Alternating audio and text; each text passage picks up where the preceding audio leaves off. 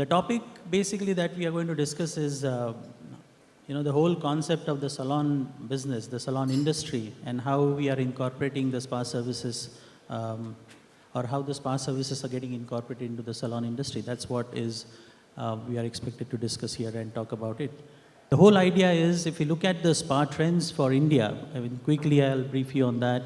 If you look at the spa trends for India for 2012, the most important spa trend that has evolved is size does matter.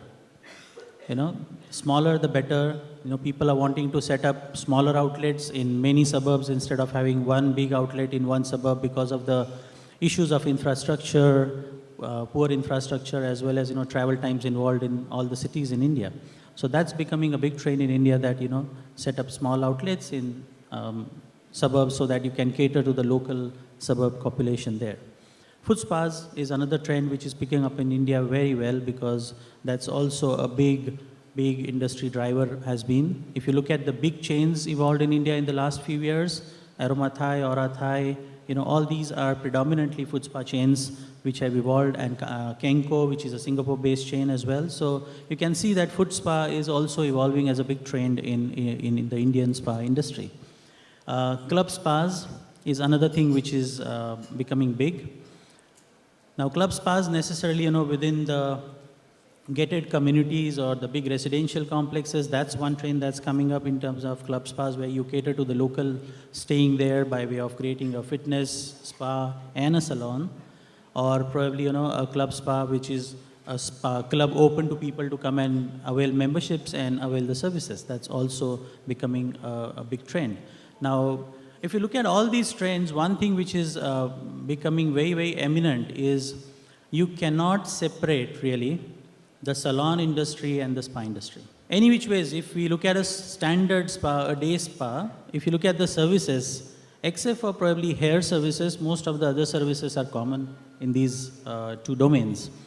And then it becomes eminent that more and more spas coming up, more and more people coming into this industry, there is going to be a combination of the salon and the spa as a concept, and that is what is going to bring in bigger revenues, better revenues for the people who are investing into these businesses. A lot of clients who meet us, they say that, if we set up a salon, probably we'll start getting a better footfall to start with in the initial days, rather than just having a spa and waiting for getting 10 or 12 treatments a day. So they're thinking in terms of, you start getting a footfall for haircuts, maybe shampoo, blow dry, and then the business will eventually diversify into the spa services also. So that's also one thing which is happening with this industry. There is a lot of, there are a lot of similarities between a spa and a salon, really. At the end of the day, it's about beauty, it's about the overall appearance. Let's just say in a spa, we say it's about mind, body, and soul, and probably in a salon, it's just about the body. Okay, now, according to me, yes, a spa probably has a lot to do with the mind and the soul, in the sense of there would be a lot of wellness therapies, but there is a lot of overlap between the spa and the salon. Now, if you were planning to introduce spa services, it's, I think, more about massages, body wraps, probably not the water therapies. I don't think any salon would be planning to introduce water therapies. So that means there is a new definition that is evolving really, which we like to call something called a spalon. In fact, that's a category we introduced into our awards last year, a category called spalon, which is basically a salon with some spa services. Now, the some spa services are basically little more massages, probably body wraps, which was intrinsically not a part of the salon business usually. So it's basically, the idea is to take the spa services to the masses. Because usually, like somebody just said, a spa is more about luxury. But today, everybody wants to look beautiful. So it's not just about a luxury service. So the salon that's introducing spa services is basically trying to increase their customer base. So they have to have more training, they have to have better therapists. So again, we come to the conclusion that you'll have to have probably a larger area, probably more training, probably a few more therapies, but you can't really have what we say in terms of maybe you can't have wellness, maybe you can't have nutritionist, which is our basic elements of a spa. Am I right? So there are certain aspects that what I like to call a salon will not have, but there is a lot of overlap. There will be a lot of overlap because at the end of the day, a person goes to a spa also to feel good.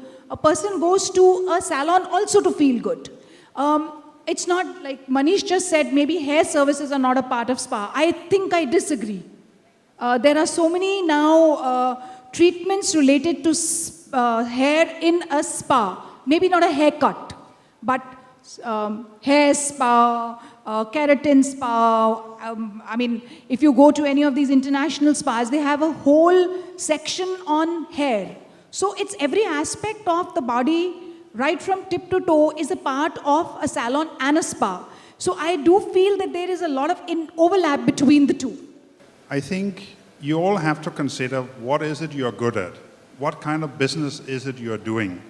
Because a salon and a spa is very different. Yes, it's about service, it's about wellness, it's about beauty, etc. But a haircut you can measure when you go out.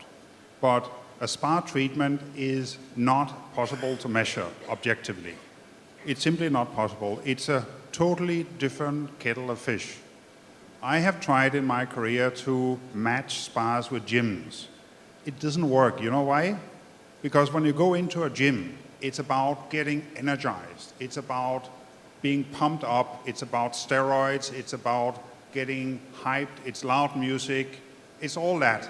And the spa is the exact opposite. Yes, there are research done that shows that it's good to have a massage after a workout, etc.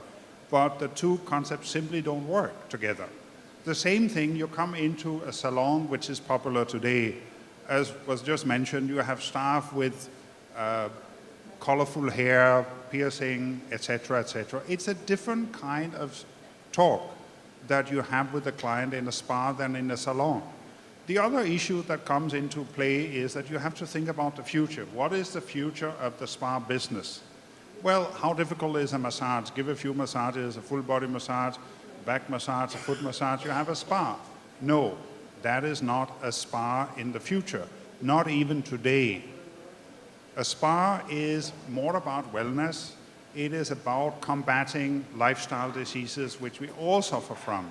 It's increasing diabetes type 2, it's increasing obesity, heart problems, etc., etc. That is where spa and wellness comes into the picture. A salon has nothing to do with that.